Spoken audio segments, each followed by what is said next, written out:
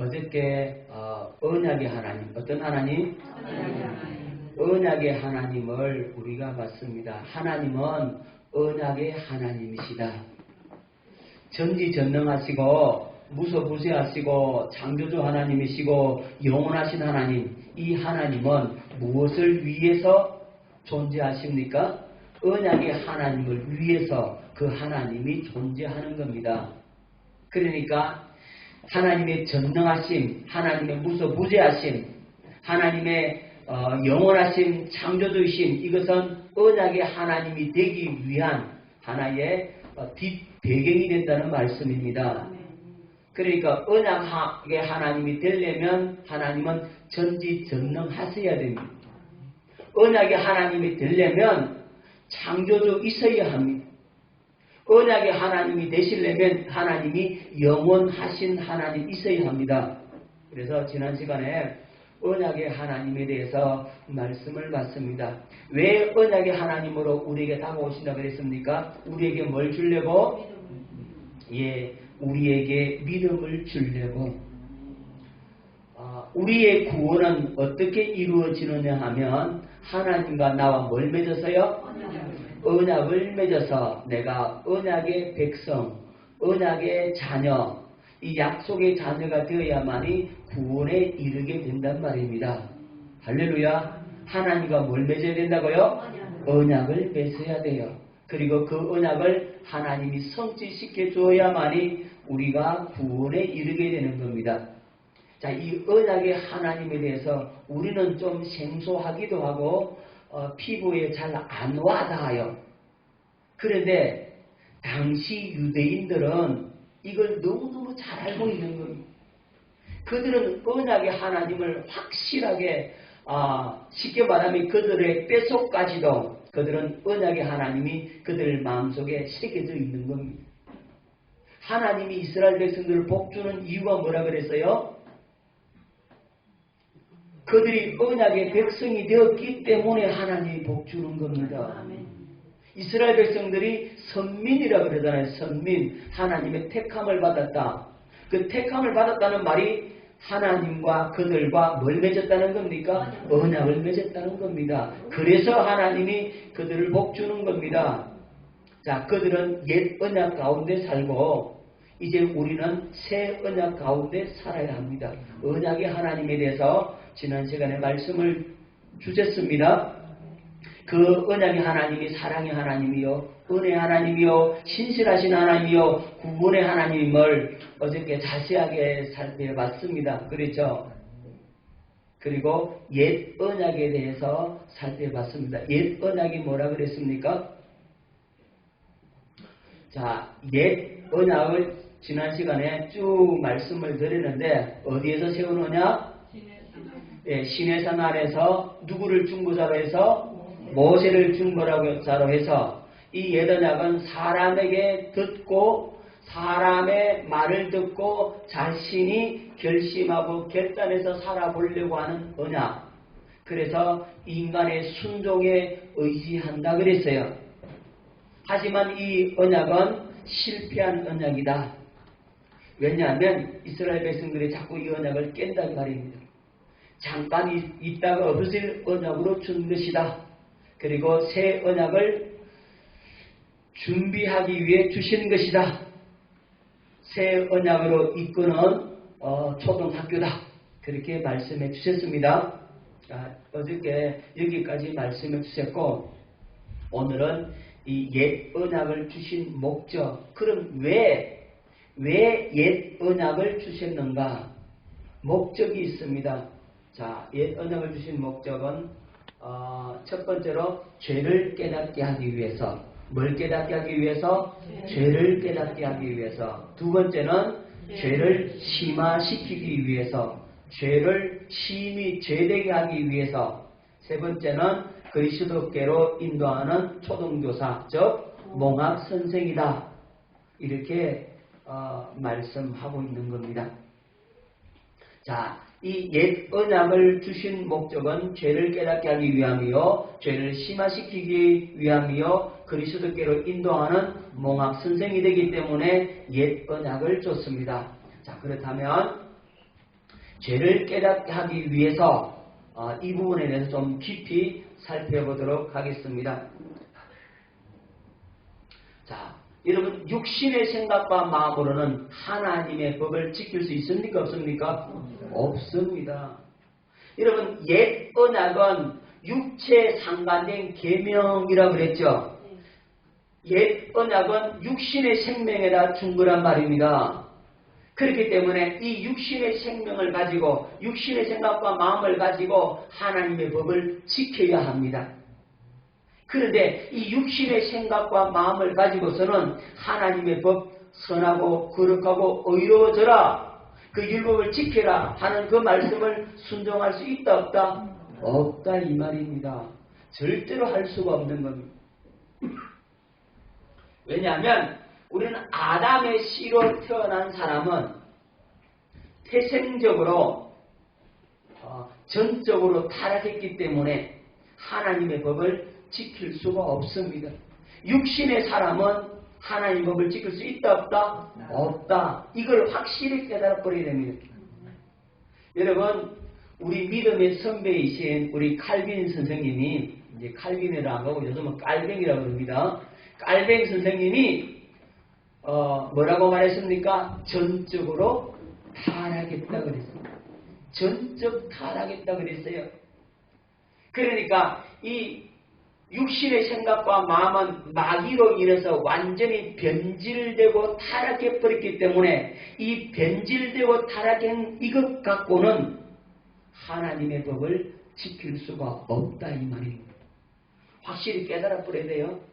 여러분의 육신의 생각과 마음 가지고 선하고 거룩하고 의롭게 살려고 아무리 몸부림친다 할지라도 그것은 실패할 수밖에 없는 겁니다. 아무리 결심하고 작정하고 금식하고 철야하고 산에 올라가서 나무뿌리 하나 뽑았다 할지라도 그때뿐입니다. 그때뿐. 시간 지나면 또 무너집니다. 그게 뭐라고요? 육신의 생각과 마음이란 말입니다. 자, 전적으로 타락한 우리 인간은 육신을 따라 삽니다. 본능적으로 그렇게 살게 되어 있습니다. 자, 육신에게서 나온 것은 다 죄뿐입니다. 갈라디아서 5장 19절 말씀을 뵙겠습니다. 시작. 육체의 일은 분명하니 곧 음행과 더러운 것과 호색과 우상 숭배와 추술과 원수 맺는 것과 분쟁과 시기와 분냄과 당 짓는 것과 분열함과 이단과 투기와 술 취함과 방탕함과 또 그와 같은 것들이라. 전에 너희에게 경계한 것 같이 경계하노니 이런 일을 하는 자들은 하나님의 나라를 유업으로 받지 못할 것이요. 자, 기억하십시오. 육체의 일은 분명하니 그랬어요. 육체의 일은 분명합니다. 곧 음행과 더러운 것과 호색과 우상숭배와 수술과 원수 맺는 것과 분쟁과 시기와 분냄과 당 짓는 것과 분열함과 이단과 투기와 술 취함과 방탕함과 또 그와 같은 것들이라 그랬어요. 그러니까 이 육신의 생각과 마음에서 나오는 것은 전부 다 더러운 겁니다. 여러분 마태복음 15장 18절 19절에서 뭐라고 말씀하고 있죠?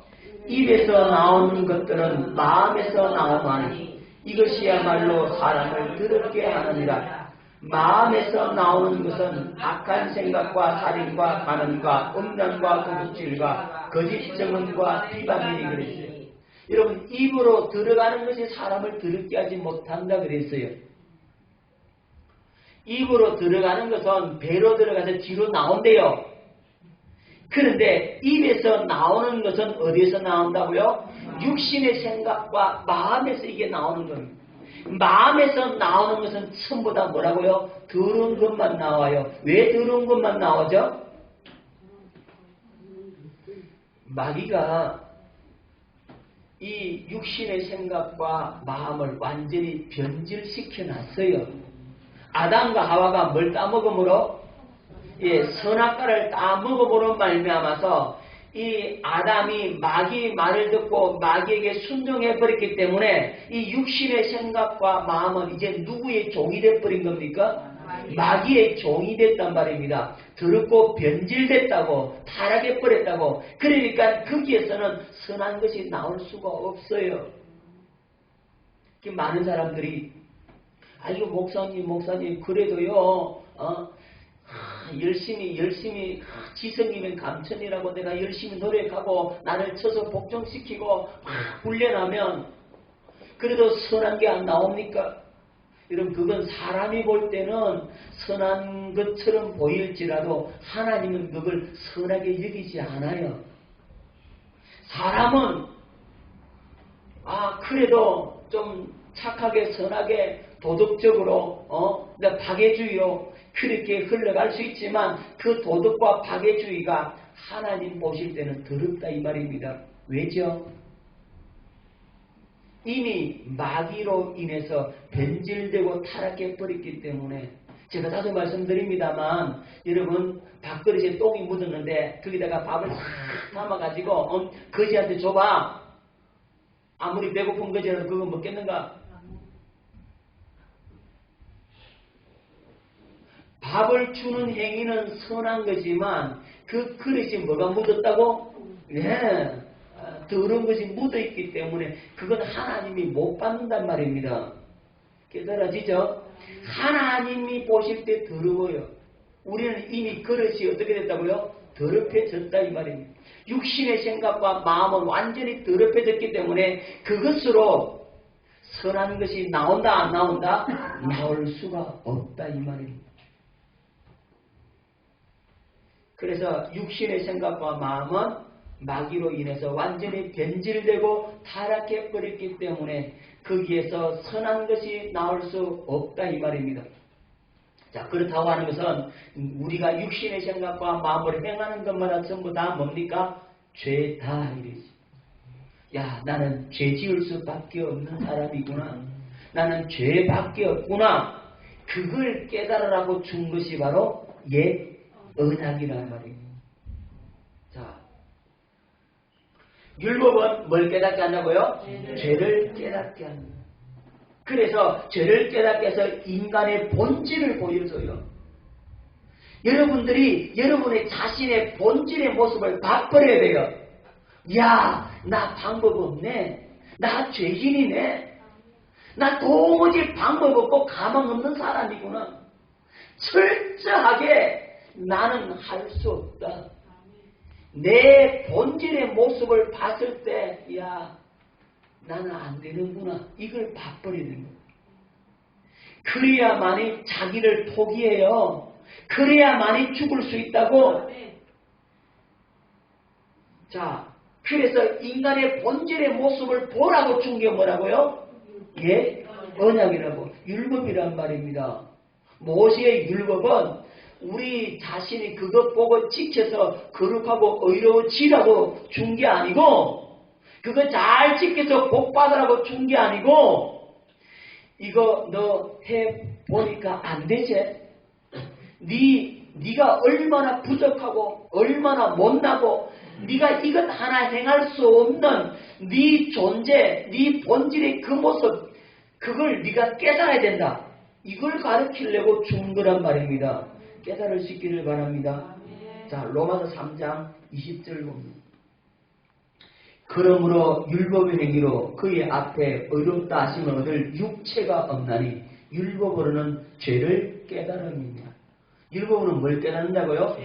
죄를 깨닫는단 말입니다. 죄를 깨달으라고 준 게 율법이고 첫 번째 언약입니다. 자, 갈라디아 3장 19절 현대인의 성경은 이렇게 번역되어 있습니다. 그렇다면 율법을 주신 목적이 무엇입니까? 그것은 약속된 분이 오실 때까지 죄가 무엇인지 깨닫게 하기 위한 것입니다.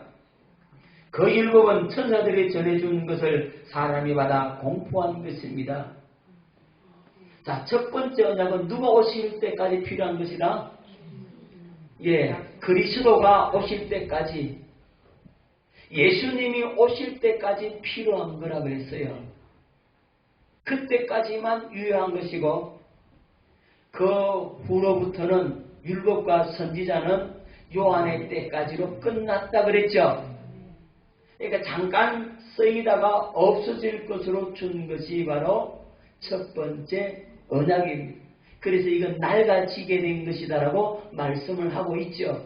하지만 주신 이유는 이거 지켜서 구원 얻으라고 준 것이 아니라 이것 가지고 지킬 수 없는 네 자신의 모습을 봐라. 할렐루야. 뭘 보라고? 그러니까요, 복음의 안경을 쓰고 봐야지만 이 말씀이 풀어지는데 율법의 안경을 쓰고 보면요, 여러분들은 꽁꽁 묶어놔요. 왜 이렇게 못 살았니? 이렇게 살아야 되는데 이거 못했니? 이것도 잘못됐고 이것도 잘못됐고 이것도 죄고 저것도 죄고 너 회개하라. 그리고 회개해서 새롭게 된다라고 생각하는 겁니다. 회개하면 그때뿐 또 돌아서서 어떡합니까? 또 넘어지는데. 그래서 넘어졌다 섰다 넘어졌다 섰다가 반복하면서 이것으로 안 되는구나 하는 사실을 깨달아야 되는데, 못 깨닫는 사람은, 복음을 모르는 사람은 계속 그렇게 다람쥐 쳇바퀴처럼 돌다가 이제 끝나버려요. 얼마나 불쌍한 사람인지 몰라요. 옛 언약을 주신 목적을 몰라서 그렇습니다. 자, 율법을 주신 목적을 모르면 그렇게 흘러갈 수밖에 없는 겁니다.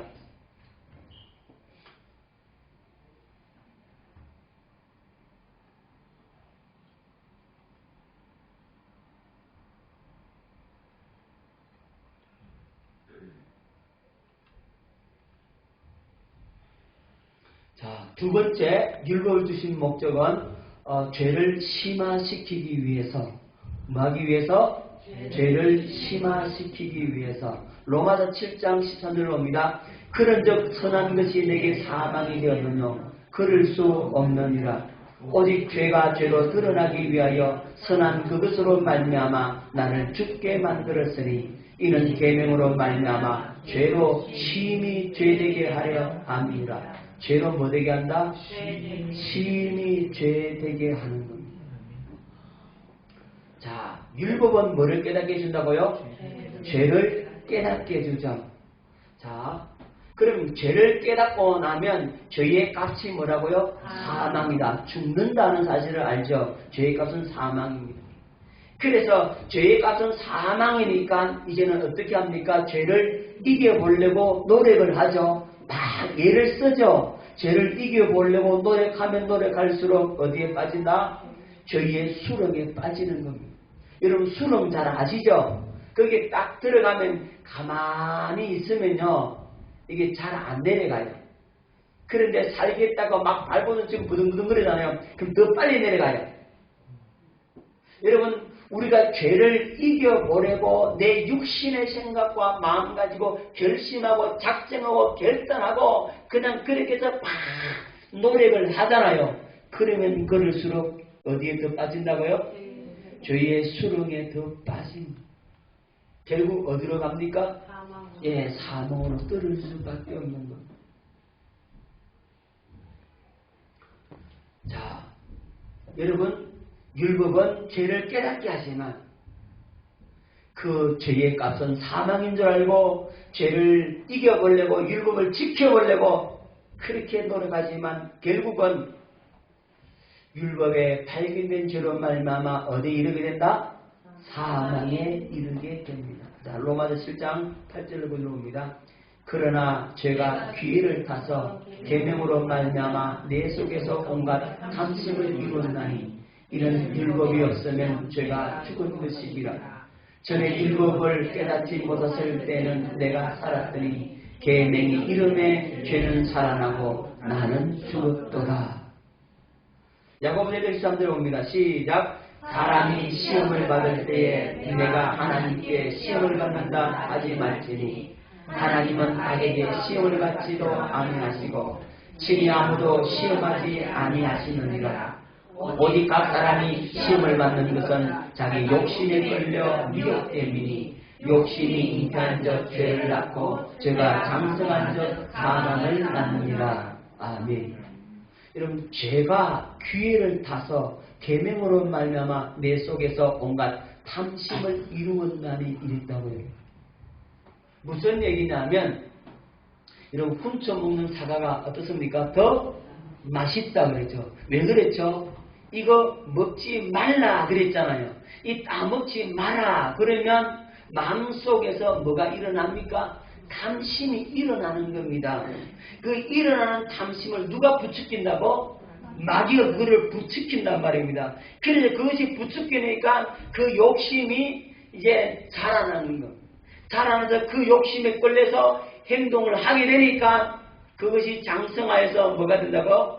죄가 되고 이제 그것이 쌓여서 뭘 이룬다? 사망을 이루게 되는 거란 말입니다. 여러분, 율법이 없으면 죄가 없어요. 그렇죠? 자, 잘 보십시오. 여기 신호등이 있는데 처음에는 신호등이 없어. 사거리에 교차로에 신호등이 없어. 왜냐하면 교통량이 별로 없으니까 차가 가물에 콩나듯 뜸뜸 다니니까 거기는 신호등을 안 씌웁니다. 그런데 이제 인구가 늘어나고 차가 늘어나니까 이제 차가 많이 다녀. 많이 다니니까 이제는 신호등을 갖다 세웁니다. 자, 신호등을 세우기 전에는 거기에 그냥 건너가도 죄입니까? 죄 아닙니까? 죄가 아니죠. 법을 위반하는 것이 아니란 말입니다. 그런데 이제 신호등이라고 하는 율법을 딱 세워놓으니까 어떻게 됩니까? 이제는 불이 파란 불일 때, 녹색 불일 때는 건너가고 빨간 불일 때는 건너가면 안 되는 겁니다. 그게 율법이잖아요. 그런데 빨간 불인데도 불구하고 내가 건너가면 어떻게 됩니까? 이제는 죄를 범하게 된단 말입니다. 그런 거예요. 율법이 없으면 도망도 없는데 율법이 옴으로 율법의 셈으로 뭐를 발견한다? 죄를 발견한다. 그 죄로 말미암아 어떻게 됐다? 내가 죽게 되었다. 그럼 신호등이 필요 없나? 아니죠. 신호등이 필요하죠. 그죠? 그래야 사고가 안 나잖아요. 그렇잖아요. 깨달아집니까? 율법을 주신 목적은 율법도 결국은 우리를 죽이려고 하는 거예요? 살리려고 하는 거예요? 살리려고 하는 겁니다. 하지만 그 율법이 우리를 살릴 수가 있다 없다? 없다. 어떻게 살리느냐? 너는 죄인이야. 너는 방법 없어. 가망 없어. 그러니까 이 율법 외에 다른 한 의가 와야 된다 이 말입니다. 그래서 율법 외에 다른 의, 곧 예수 그리스도가 오셔야 된단 말입니다. 그래서 이 율법은 자기 자신을 절망하게 만들고 포기하게 만들고 도무지 방법 없으니까 나는 하나님의 은혜가 필요합니다. 요 줄 항복을 받아내려고 준 것이 뭐라고? 율법이다. 깨달아집니까?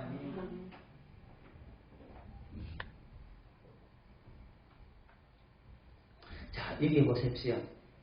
이게 뭐죠? 여기다가 뭘 집어넣었어요?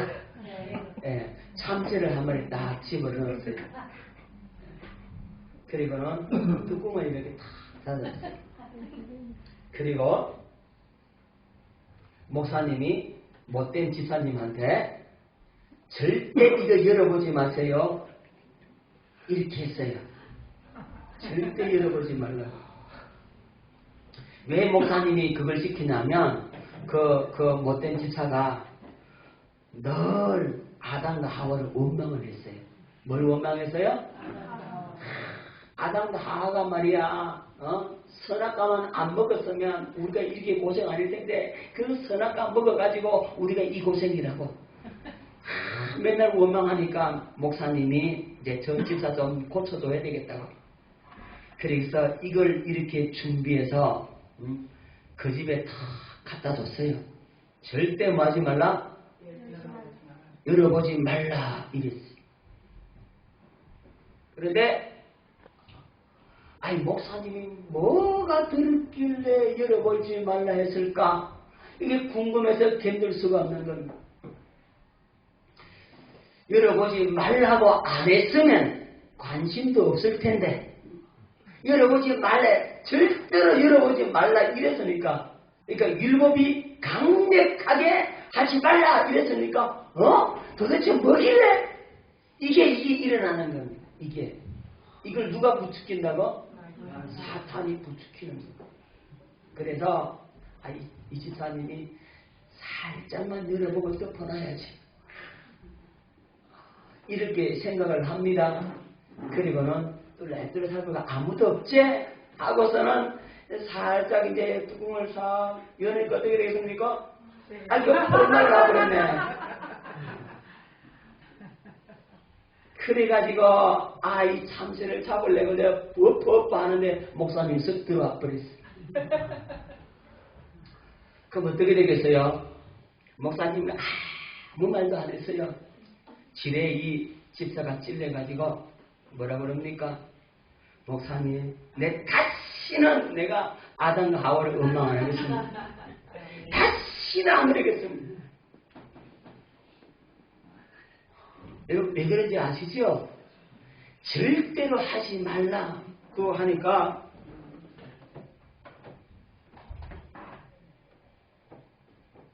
여기에 마음에다가 탐심이 일어나는 겁니다. 도대체 무엇이길래 열어보지 말라 했을까? 이렇게 쳐다보다가 아니지, 하지 말라 그랬지, 쳐다보다가 아니지 하다 결국 어떻게 합니까? 끌려가는 겁니다. 결국 이런 일들이 벌어지고 마는 겁니다. 여러분, 율법은 뭘 깨닫는다고요? 죄를 깨닫게 하고. 그래서 인간의 본질의 모습을 뭐 한다고요? 보여주는 겁니다. 할렐루야. 자, 세 번째로 율법을 주신 목적은 그리스도께를 인도하는 초등 교사입니다.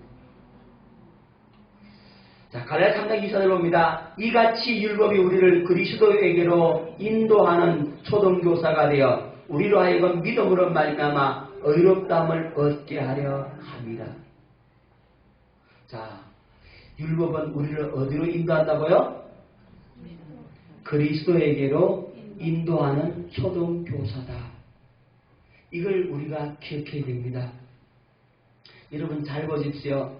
우리가 지금 하나님의 그 새 언약의 축복 속으로 들어가려면, 주님의 그 언약의 백성이 되려면 이 옛 언약을 통해서 우리가 깨달아야 할 게 있는데, 그게 뭐냐면 내가 죄인이구나, 나는 가망이 없구나, 나는 방법 없구나, 내가 죽게 생겼구나, 내 망하게 되었구나 하는 절대 절명의 그 마음의 자세를 우리가 가져야 합니다.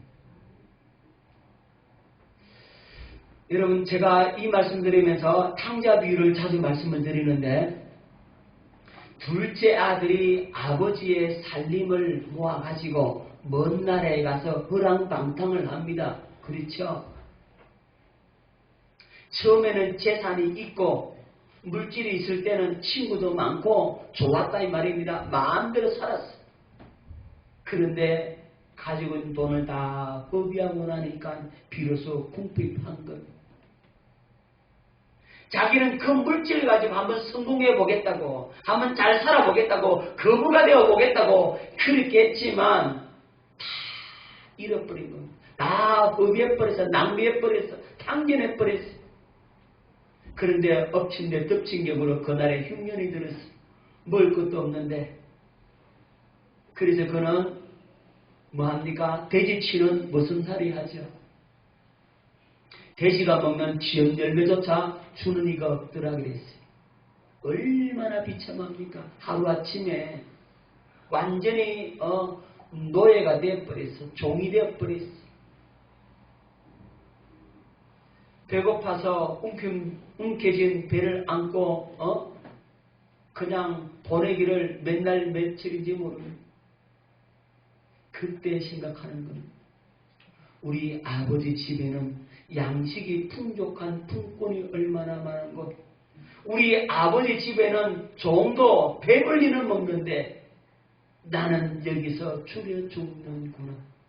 자, 이 고백이 나와야 합니다. 한번 따라합니다. 나는 여기서 추려 죽는구나. 이 고백이 나와야 돼요.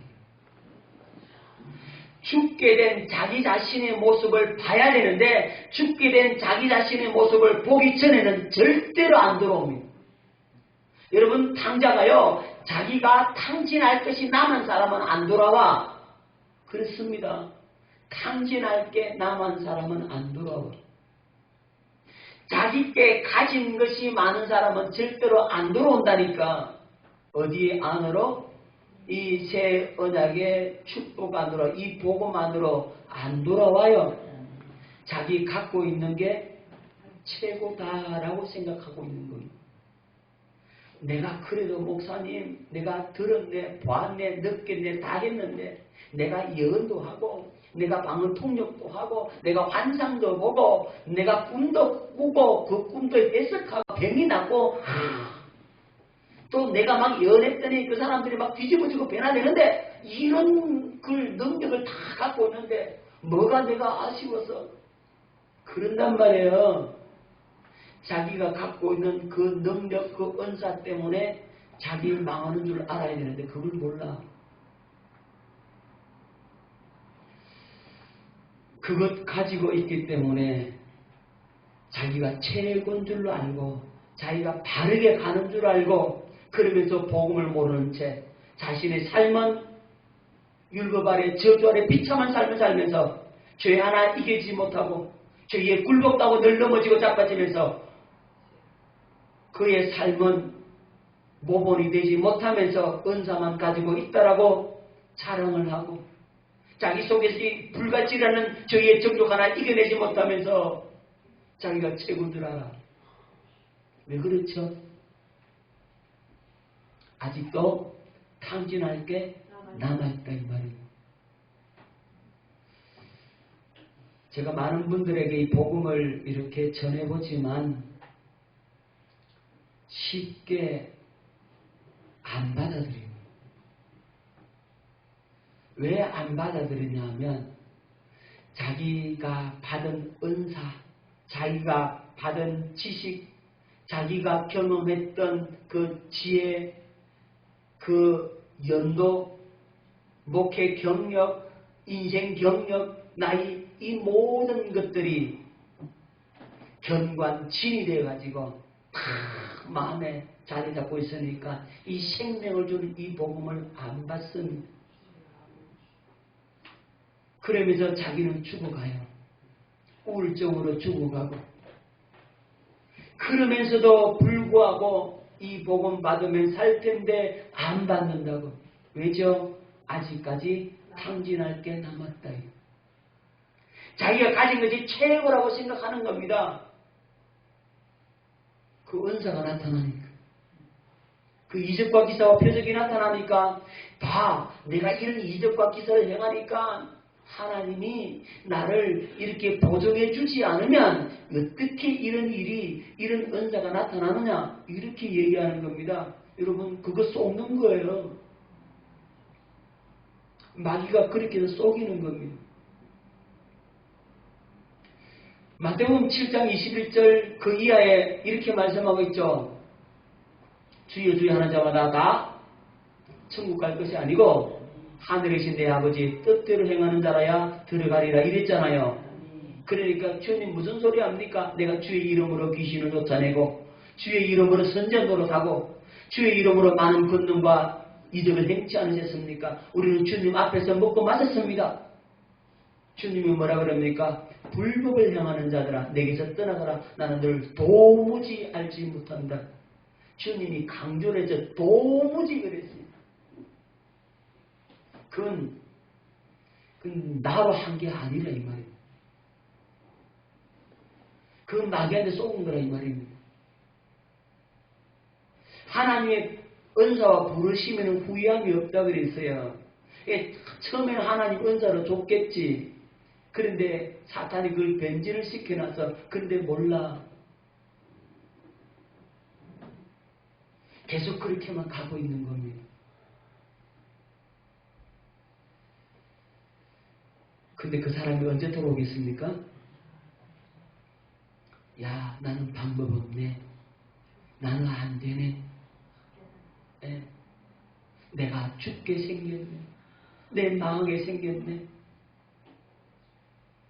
이걸 깨달으면 돌아옵니다. 할렐루야. 우리가 시급하게 이걸 깨달아야 돼요. 제가 왜 10년을 그렇게 힘든 시험을 보는지 아십니까? 이것 때문에, 이것 때문에.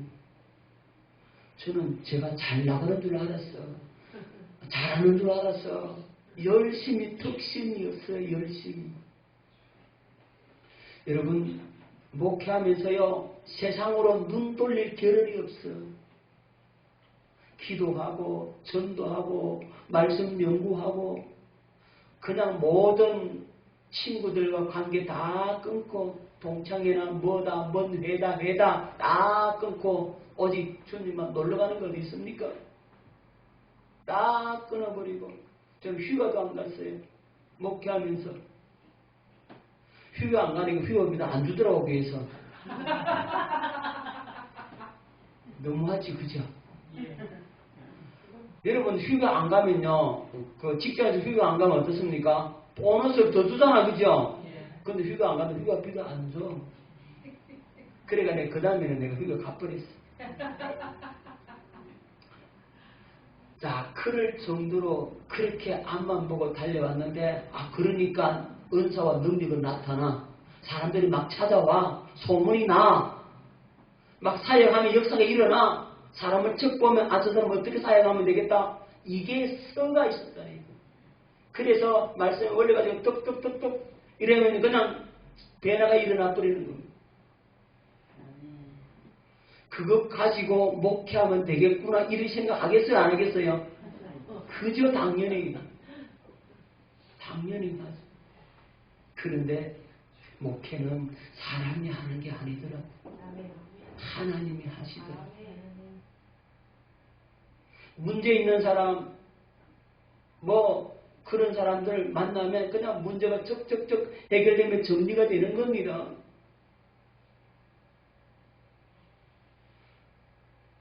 그러니까 하나님의 은혜의 역사는 나타나는데 목회는 안 되는 겁니다.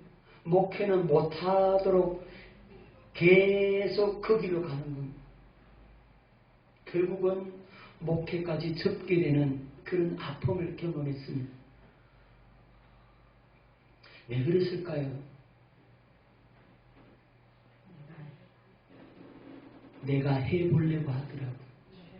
내 갖고 있는 것 갖고. 그래서 다 내려놓는 겁니다. 다 내려놓는 겁니다. 아무것도 없어.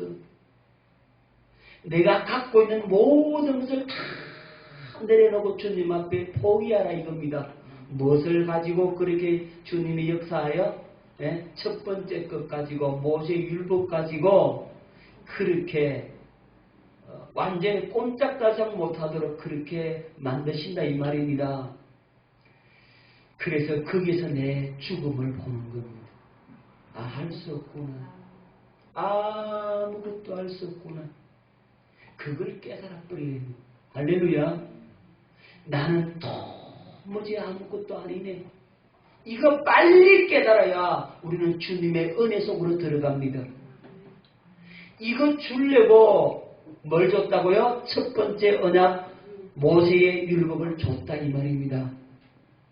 전에 말씀드렸습니다만 제 아는 친구 목사가 있는데요. 내가 어려움을 겪을 때 그분이 나한테 얘기를 해주는 겁니다. 그분요 은사도 많고요 설교도 참 잘해요. 그러니까 교회를 개척해 가지고 얼마 안 돼서 많이 교인들이 들어오게 해서 교회가 부흥이 됐어. 그러니까 이제 처음에 세를 얻어 가지고 이제 목회를 했는데 성도들이 난리요 난리. 뭐라고 하느냐 하면 목사님 우리 건물 하나 지읍시다. 교인들도 계속 늘어나고 있고 그리고 지금 이 세 주는 것 가지고 이자 주면 충분히 교회 삽니다. 아니면 짓습니다. 이러는 거예요. 성도들이 난리요. 장로님부터 해서 암수 집사부터 해서 막 성도들이 막 들고 일어나가지고 목사님 우리도요 언제까지 새만 살겠습니까? 이러는 겁니다. 그러니까 이 목사님이 성도들이 자기들이 좋아서 그러자 그러니까 그럼 그러자 한마음 돼가지고 이제 건물을 큰 거 하나 샀어. 그리고 이제 그 이자를 주고 이제 그 리모델링해서 참맞게 이제 목회를 시작합니다. 그런데 어느 날 장로님이 교회를 안 나와. 그 장로님이 교회 건물 한번 쳐다보고 자기 한번 쳐다보고 그리 되면은 야, 이 건물 이 빚이 얼만데 이건 내가 어떻게 다 해결하나 난 모르겠다. 그리고는 그 장로님은 안 나와버리. 그러니까 이제 안수 집사 장로님도 책임 못 진다. 안 나와. 그럼 나도 책임 못 진다. 빠져버렸어. 그 다음 권사도 나도 책임 못 지겠다고 빠져버렸어. 그 다음에 서리 집사 줄줄을 해서 다 나가버립니다. 나중에는 아무 집도 들도 없는 재산도 없는 할머니 한 사람 남더래. 자, 그러니까 이제 목사님은 뭘 내야 됩니까? 이자를 내야 돼요. 이자 못 내면 이제 압류가 들어오려고 그러잖아요. 그리고 또 먹고 살아야 되잖아요. 사모님은 뭐라 그럽니까? 당신 가장이잖아. 책임을 져. 돈 벌러 가. 돈 벌어 오라 이거야. 먹이 살리라 이거죠. 그러니까 사모가 찔러대고 목사는 이자 갚아야 되고 막 그냥 이제 우바치고 알룰린다 하는 거 아시죠? 그죠? 아직 그런 상황입니다. 그러니까 목사가 뭐 하겠습니까? 기도의 현장에 들어가는 겁니다. 깊은 지하실에 들어가서 하나님 나 이제 목회도 못하겠고 아무것도 못하겠습니다. 내 모습 한번 보십시오. 내가 이렇습니다. 도무지 방법 없습니다. 아무것도 내가 할 수 있는 게 아무것도 없네요. 목사 뭐 하겠습니까? 땅을 파자니 힘이 없고 빌어먹자니 부끄럽구나. 그죠? 뭐 하겠다고요. 목사하다가 할 게 아무것도 없는 겁니다. 기술이 있습니까? 능력이 있습니까? 일을 할 수가 있습니까? 아무것도 못하잖아요. 아무것도 못하겠습니다. 주님 나 아무것도 못합니다. 늘 하나님 앞에 기도합니다. 그렇게 기도의 깊은 세계 속에 들어가는데 주님이 음성이 들려옵니다. 너 진짜 못하겠나? 주님 그러시더래요. 나한테 직접 얘기해 주는 게 그 얘기를 진짜 못하겠나? 예 주님 내가 진짜 못하겠습니다. 아무것도 못하겠습니다. 그래 진짜 못한다고? 예 주님 저 아무것도 못합니다. 진짜 못합니다. 그럼 내가 할게. 할렐루야. 지금 잘 돼 있어요. 네. 지금요 땅도 있고요 아주 부자더라고요. 잘 돼 있더라고요. 내가 어려운 시절에 힘들게 목회도 못하고 있는 그런 상황 속에 그 동기 목사가 나한테 그 얘기를 해주는 겁니다. 나도 그때는 아무것도 못합니다 이러고 있었거든. 그러니까 그분이 김 목사 아직도 멀었다. 왜 멀었는데 아직 한 걸음 더 나가야 된다 그러는 거예요. 나는 그 말의 의미를 몰랐어요. 그 얘기를 해주고 그 얘기를 들었음에도 불구하고 그게 깊은 얘기 무슨 뜻인지를 몰랐어. 근데 지금은 알아. 지금은 알아요. 그걸 내가 못 알아들었다니까요. 그 깊이를.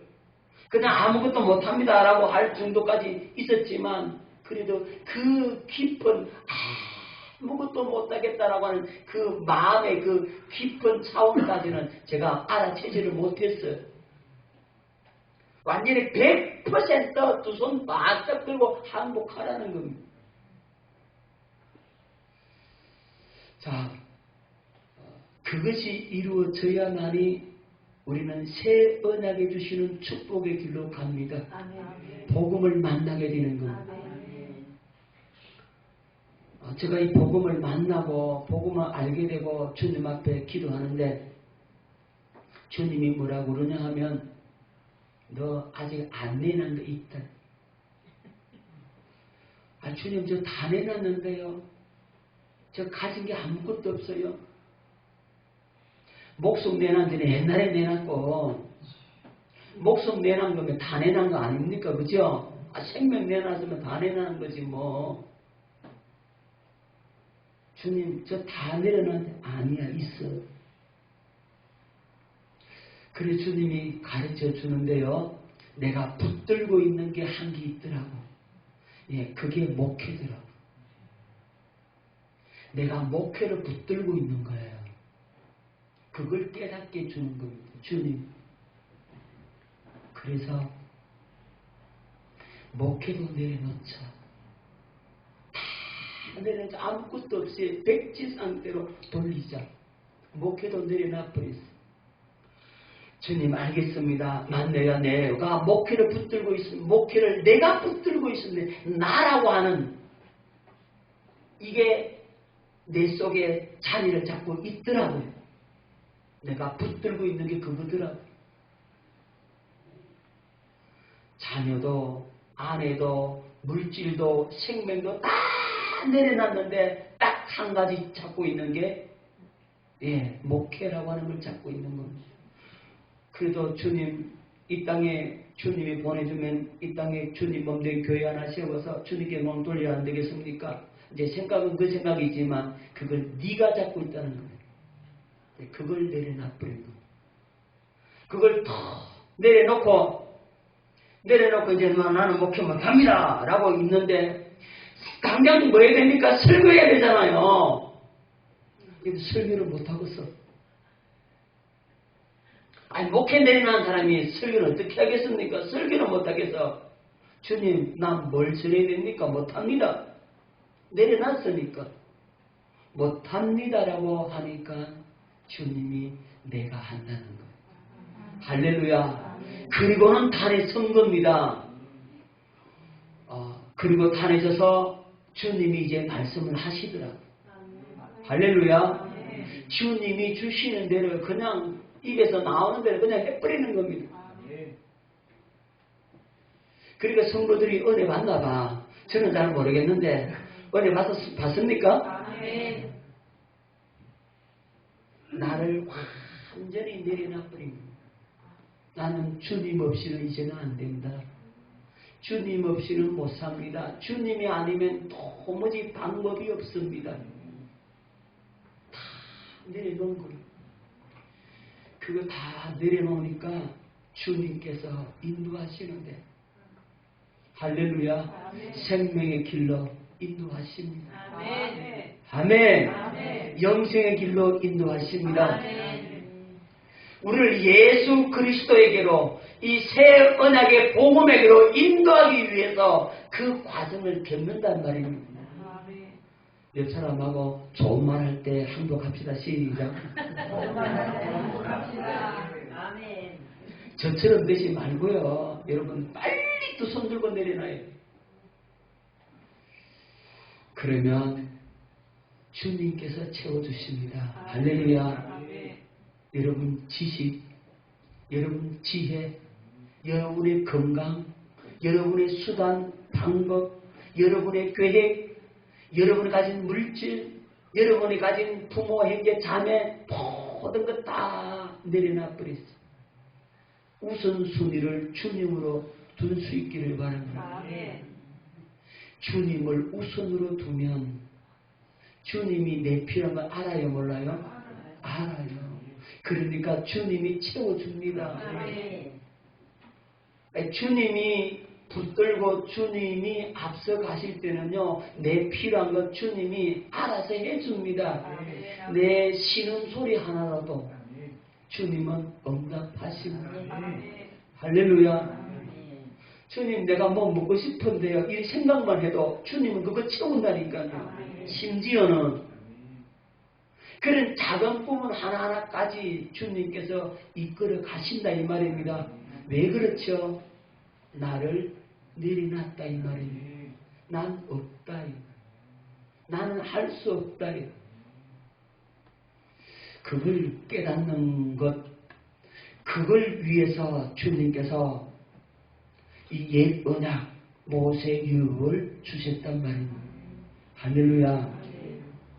자, 그럼 성막과 울타리와의 문의 관계를 한번 살펴보도록 하겠습니다. 갈라디아 2장 16절 사람이 의롭게 되는 것은 율법의 행위에서 나는 것이 아니요 오직 예수 그리스도를 믿음으로 말미암은 줄 아는 거로 우리도 그리스도 예수를 믿나니 이는 우리가 율법의 행위에서 아니고 그리스도를 믿음으로써 의롭다함을 얻어야 합니다. 율법의 행위로서는 의롭다함을 얻을 육체가 없느니라. 여러분 안에 잘 살고 여러분 노력해봐도 그것으로 의로워질 수 없습니다. 할렐루야. 자, 여러분 성막을 한번 보겠습니다. 이게 뭐죠? 예? 성막 울타리. 뭐라고요? 울타리입니다. 이건 뭐죠? 문입니다. 문. 자, 이게 문이에요. 자, 울타리와 이 문의 관계를 알면 옛 언약과 새 언약의 관계를 아는 겁니다. 율법과 복음의 관계를 알게 되는 겁니다. 자, 이 울타리는 옛 언약을 의미합니다. 그럼 문은요? 새 언약, 복음을 얘기하고 있죠. 자, 이 율법은 모세의 율법이고 성막문은 예수 그리스도의 율법입니다. 자, 이 울타리는 성소를 막는 장벽입니다. 그렇죠? 이 울타리는 들어오지 말라 이 얘기예요. 그렇죠? 울타리를 쳐놓은 것은 들어가면 된다 안 된다? 안 된다. 못 들어온다 이거잖아요. 절대로 울타리를 넘으면 안 되는 겁니다. 들어오지 마라. 못 들어온다. 이렇게 막는 장벽입니다. 뭘? 성소를 막는 장벽. 여러분 우리가 하나님 만나려면 어디 들어가야 됩니까? 성소 들어가야 되죠. 지성소까지 나가야 하나님 만나죠. 그렇죠? 그런데 이 울타리가 딱 쳐져 있어요. 이 울타리는 들어오지 말라 이겁니다. 자, 문은 뭡니까? 성소에 들어가는 문이죠. 그렇죠? 자, 이 울타리는 정죄하는 겁니다. 율법은 정죄예요. 하나님께 나가는 장벽이 되는 겁니다. 여러분 죄를 가지고 하나님께 나갈 수 있어요? 없어요? 없잖아요. 없어요. 그러면 문은 뭡니까? 하나님의 긍휼이죠. 하나님께로 나가는 길이죠. 문을 통해서 하나님 앞에 나갑니다. 그렇죠? 자, 울타리는 뭘 의미하냐면 신령함과 거룩함과 의로움을 요구합니다. 문은요, 뭘 요구합니까? 회개와 믿음을 요구하죠. 자, 율법은 거룩해져라, 깨끗해져라, 의로워져라, 그걸 요구합니다. 죄 있으면 죽는다 이러잖아요. 그런데 문은, 복음은 회개와 믿음을 요구하는 겁니다. 자, 그러면 이 울타리와 이 문의 관계를 잘 보겠습니다. 울타리가 있어야 문이 필요하죠. 그렇죠? 만약에 울타리가 없으면 문이 필요 있습니까? 없습니까? 없죠. 그죠? 울타리 없으면 막 들어가 버리지 뭐. 문이라도 만들어 놓을 필요가 없잖아요. 그죠? 의미가 없는 것. 그러니까 율법을 인정해야 뭐도 인정받는다? 복음이 인정받는 것. 옛 언약이 인정돼야 새 언약이 인정이 되는 겁니다. 그래서 옛 언약은 잠깐 필요합니다. 이것도 필요해요. 근데 거기서 뭘 깨달으라고? 아하, 이것으로는 안 되는구나 하는 사실을 깨달으란 말입니다. 그거 깨닫게 하려면 율법을 갖다 대야 돼. 자를 갖다 대야 돼. 그렇죠? 죄를 찾아내야 돼요. 그리고 너 죄인이잖아. 다. 너 이렇게 큰 죄인이잖아. 너 가망 없잖아. 이렇게 되어야 된단 말입니다. 그래야 어디로 나온다고요? 복음 앞으로 나오게 되는 겁니다.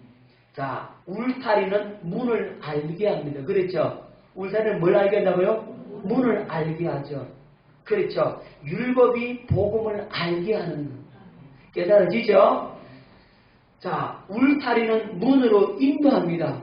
너 이쪽으로 못 들어가지만 저 문으로 들어가라. 울타리는 문으로 들어가라고 문을 안내하는 역할을 하는 겁니다. 깨달아집니까? 자, 그러니까 율법은 복음의 안내자, 초등교사라 이 말입니다. 깨달을 수 있기를 바랍니다. 철저하리만큼 이것을 확실히 깨달아 볼 수 있기를 바랍니다. 자, 율법과 복음이 조화를 이루고 성령이 함께 가야 온전한 신앙이 되는 겁니다. 그래서 이 율법 옛 언약을 통해서 죽게 된 내 자신을 발견하고 이제는 어디로 들어가라? 복음 안으로, 그리스도 예수 안으로, 새 언약 안으로 들어가라. 이걸 우리에게 가르쳐 주고 있는 겁니다. 자, 율법을 행함으로 구원을 이룰 수 있습니까? 없습니까? 없습니다. 율법으로는 뭘 깨닫고? 죄를 깨닫고 그 죄의 결과 죽게 된 자기 자신의 모습을 발견하란 말입니다. 그래야 누구한테 나간다고요? 예수께로 나아갈 수가 있게 되는 겁니다. 그래서 율법은 예수에게로 나아가게 하는 몽합 선생이다, 초등교사다, 가정교사다, 그렇게 말씀을 할 수가 있는 겁니다. 자, 이제 이 옛 언약을 폐하시고 어디로 들어가야 됩니까? 새 언약 안으로 들어가야 되죠. 이 새 언약의 중보자가 누구죠? 예수 그리스도. 그렇죠. 예수님은 옛 언약의 기능을 폐하시고 사명을 폐하시고 새 언약을 세우기 위하여 새 언약의 중보자로 오셨습니다. 그래서 예수님은 새 언약의 중보자가 되시는 겁니다. 자, 히브리서 8장 6절 봅니다. 그러나 이제 그는 더 아름다운 직분을 얻으셨으니 그는 더 좋은 약속으로 세우신 더 좋은 언약의 중보자시라. 할렐루야. 자, 둘씩 찍고 예수님은 더 좋은 언약의 중보자입니다. 시작. 예수님은 더 좋은 언약의 중보자입니다. 예수님은 새 언약의 중보자이십니다.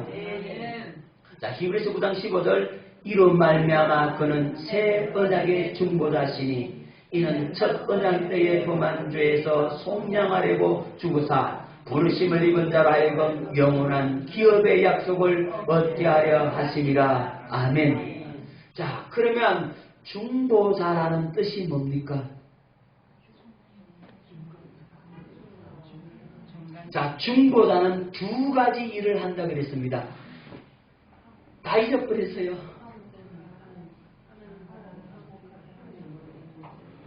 자, 새 언약의 중보자는 의미가 둘 사이에 나간다, 그런 의미예요. 둘 사이에 나간다. 그래서 중보자라고 하는 것은 하나님과 우리 인간 사이에 예수님이 나오셔서 하나님과 우리 사이에 신적인 중재를 구하는 일을 하는 겁니다. 그러니까 하나님과 우리와 언약을 맺을 수 있는 중간에 다리의 역할을 해주는 자가 바로 뭐라고요?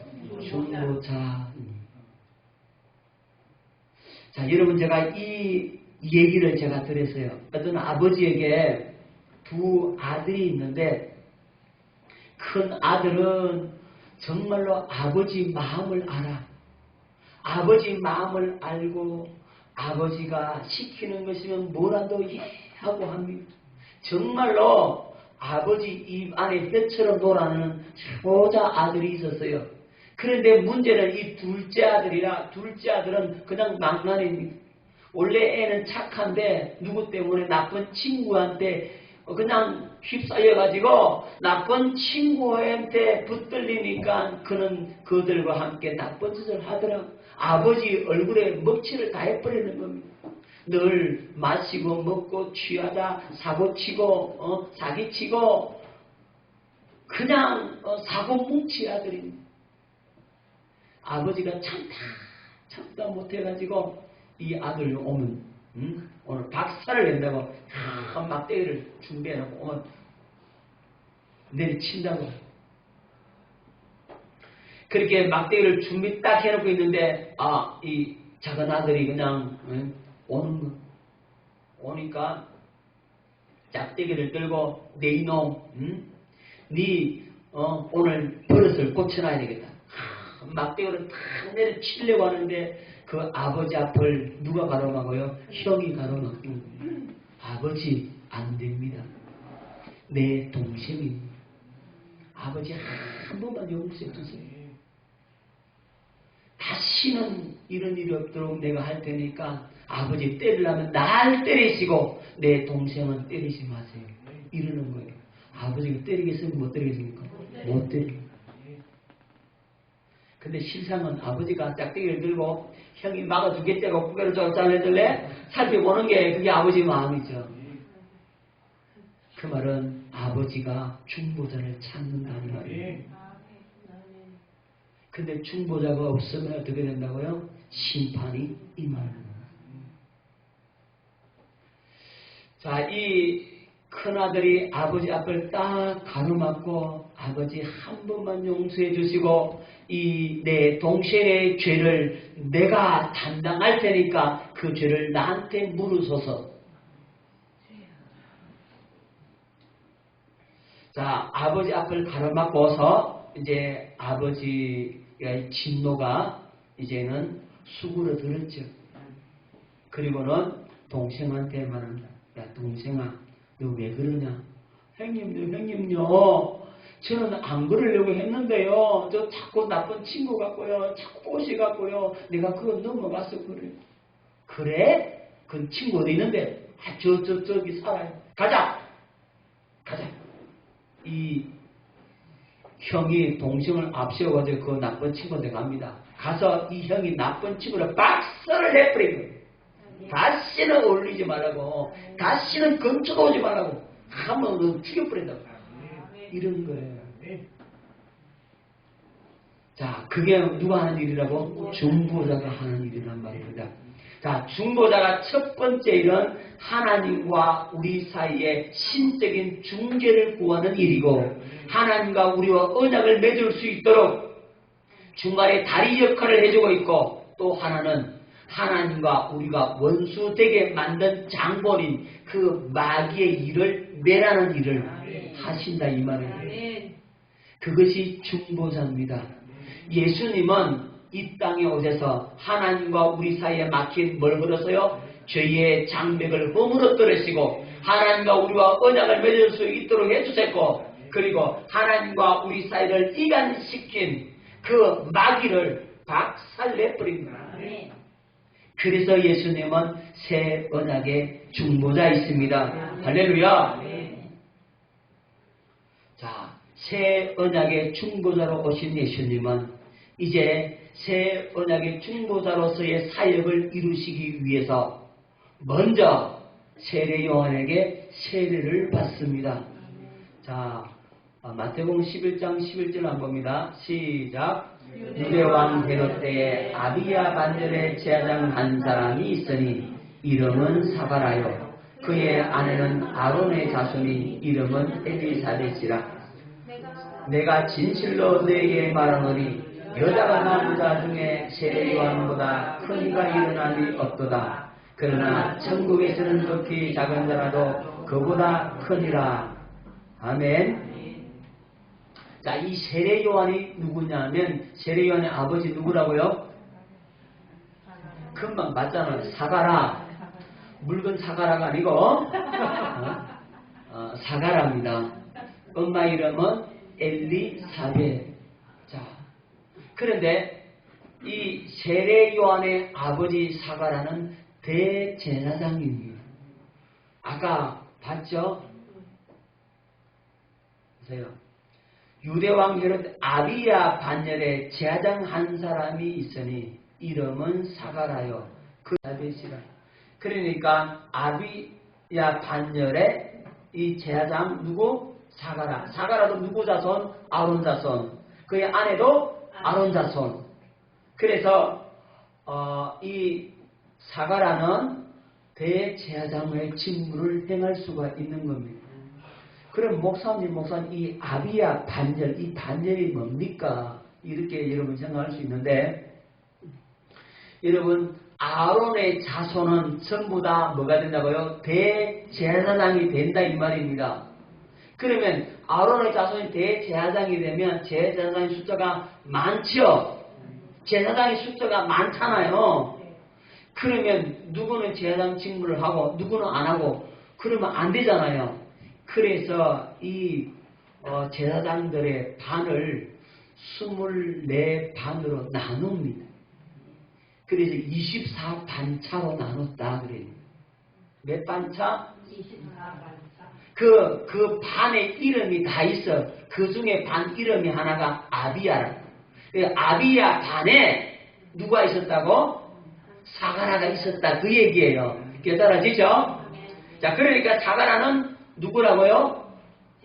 예, 제사장인데 그는 이제 제비 뽑아가지고 걸리면 그의 대제사장의 직무를 행할 수가 있다 이 말입니다. 깨달아집니까? 자, 이 세례 요한이 예수님에게 이제 세례를 베풉니다. 세례 요한이 예수님에게 세례를 베푸는 것은 예수님 머리에 뭐 한다고요? 안수하는 겁니다. 이 안수는 죄의 정가를 시키는 겁니다. 중요합니다. 안수받는 게 그리 중요한 거예요. 자, 이게 문이고요. 자, 여기 양을 한 마리 끌고 옵니다.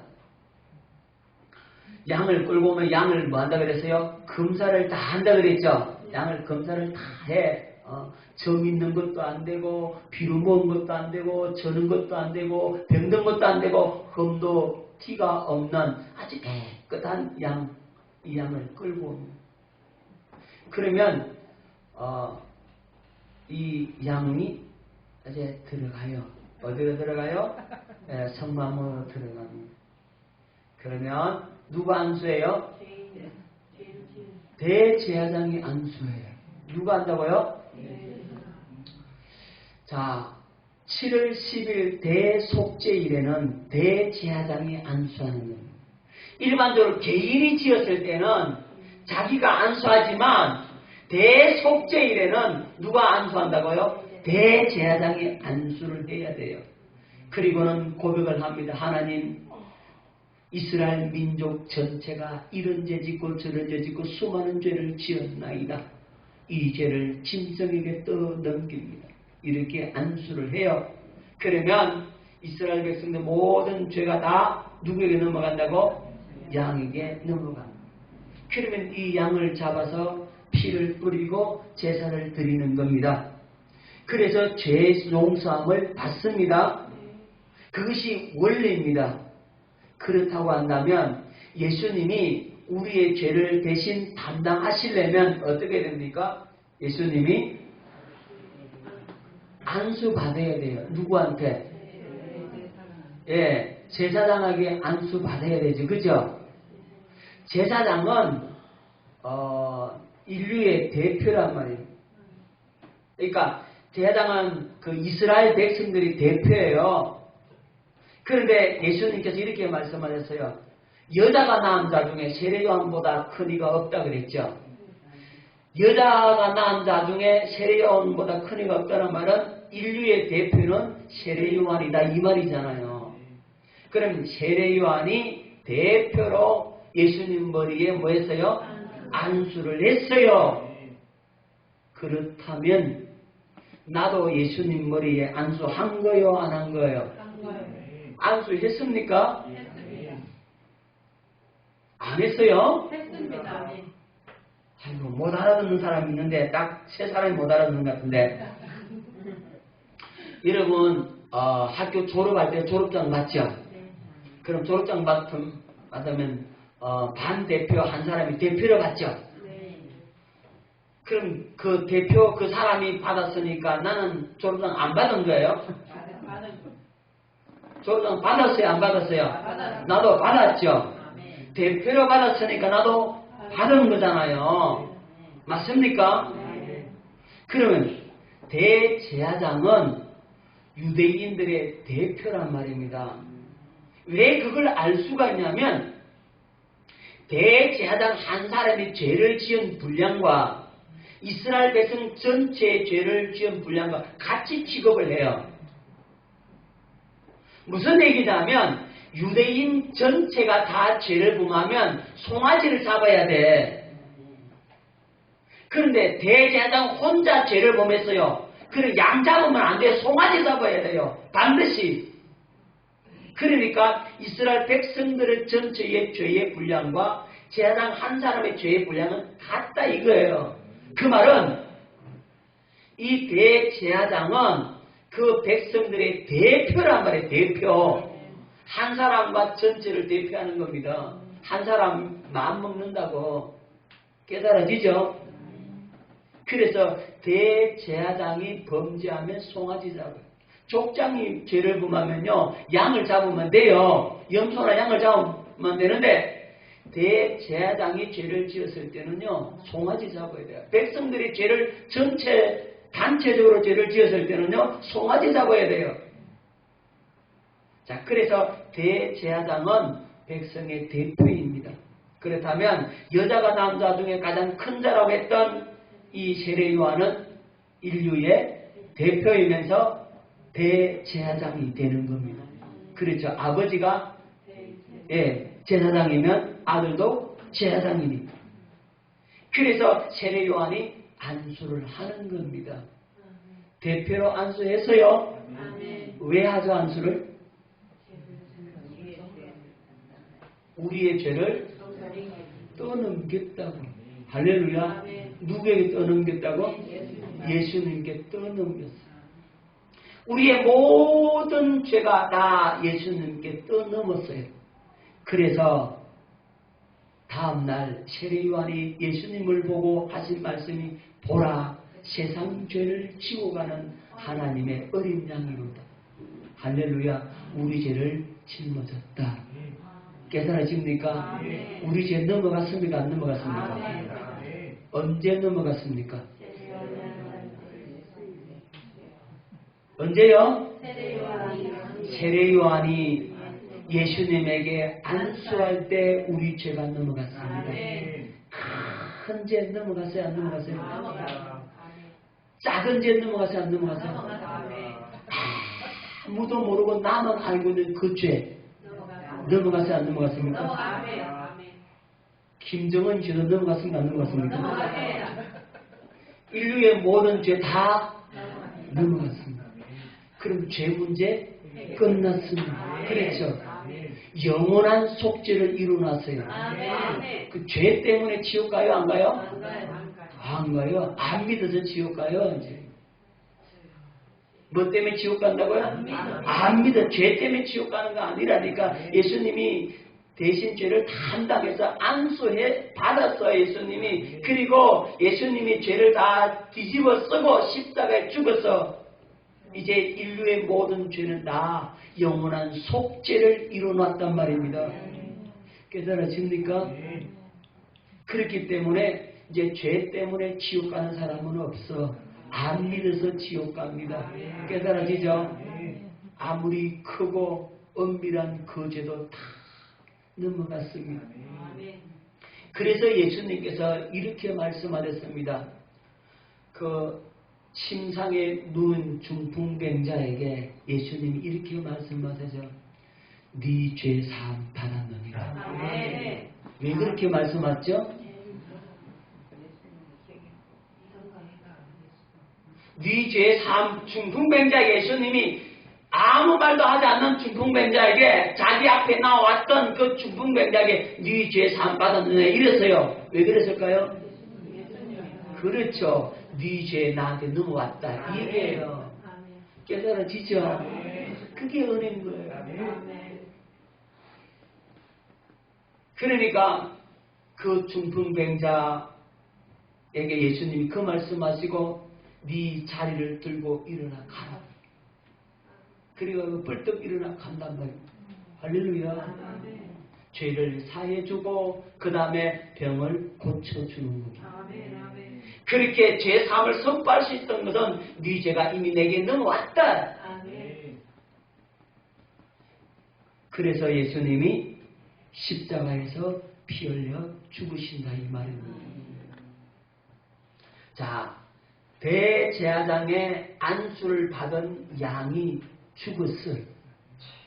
그래서 죄 사함 받듯이 오늘 대제사장 인류의 대표인 세례요한이 예수님에게 안수함으로써 우리 인류의 모든 죄가 다 예수님에게 넘어갔기 때문에 세상 죄를 다 뒤집어 썼기 때문에 이 죄를 뒤집어 쓰시고 예수님은 십자가에서 그 피를 흘려주신 겁니다. 할렐루야. 이제 예수님께서 십자가에서 피를 흘려주셨는데 이 흘린 그 피를 이제는 어디에 뿌려준다고? 우리 마음에 뿌려주는 거예요. 할렐루야. 십자가에 흘린 피가 아니고 이제는 뿌린 피입니다. 어디에 뿌린다고요?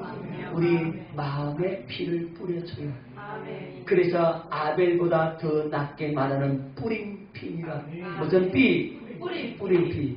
그 뿌린 피가 뭡니까? 지금 내 심령에, 내 마음에 성령으로 주님이 그 피를 뿌려주는 겁니다.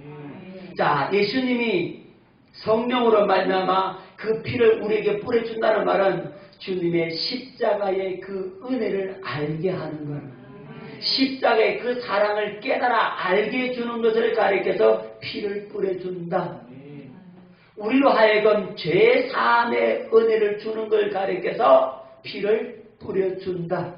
자, 예수님이 십자가에 못 박혀서 우리 죄를 다 뒤집어서서 죽으셨지만 그것이 내 개인의 사건, 나에게 실제로 이루어지는 사건은 그 피가 내 마음속에 뿌려질 때 실제가 되는 겁니다.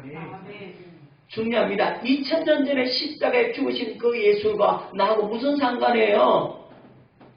그 예수님이 성령으로 말미암아 지금 내 마음에 그 피가 뿌려져야 그것이 효력이 있다 이 말입니다. 다시 말씀드리면 예수님께서 십자가에서 흘려주신 그 피가 그건 온 인류 역사적 사실이지만 그것이 나의 개인적 사건으로 나에게 실제적 사건으로 이루어지는 것은 그 피가 내 마음속에 뿌려질 때 성령께서 주님의 그 사랑을 깨닫게 해줄 때 죄사함의 은혜가 실제적으로 내가 깨달아지면서 부어질 때 이루어지는 거란 말입니다. 할렐루야. 그래서 십자가에 흘리신 그리스도의 그 보혈이 오늘 우리 마음속에 뿌려지는 은혜 역사가 있기를 예수 이름으로 축원합니다. 그 사랑이 부어져야 돼요. 그 은혜를 성령으로 깨달아 뿌려야 됩니다. 그래야만이 우리는 십자가에 흘리신 그 피가 우리의 심령에 실제로 뿌려지는 것을 경험하게 되는 겁니다. 날마다 주님의 사랑이 우리 속에 부어지고 그 십자가의 그 피를 흘려주신 그분의 사랑이 나에게 날마다 깨달아지고 그 피가 날마다 내 심령에 뿌려지고 그 사랑이 더욱더 더 크게 더 풍성하게 다가오고 그 십자가에 달린 그 예수를 날마다 보게 되는 은혜 역사가 있기를 예수 이름으로 축원합니다. 그렇게 해서 우리는 죄 사함 받고 하나님과 우리와 막혔던 담이 허물어지게 되는 겁니다. 우리가 하나님 앞에 이제는 담대히 나아갈 수 있는 그 은혜를 받게 되는 겁니다. 할렐루야. 이제는 보혈을 지나서 하나님의 은혜 보좌 앞에 담대히 나가서 우리가 주님의 그 은혜를 받고 주님의 사랑을 깨닫고 주님의 그 사랑의 너비와 깊이와 높이와 길이를 깨닫고 하나님의 충만하신 것으로 여러분에게 채워줄 수 있기를 예수 이름으로 축원합니다. 기도하겠습니다.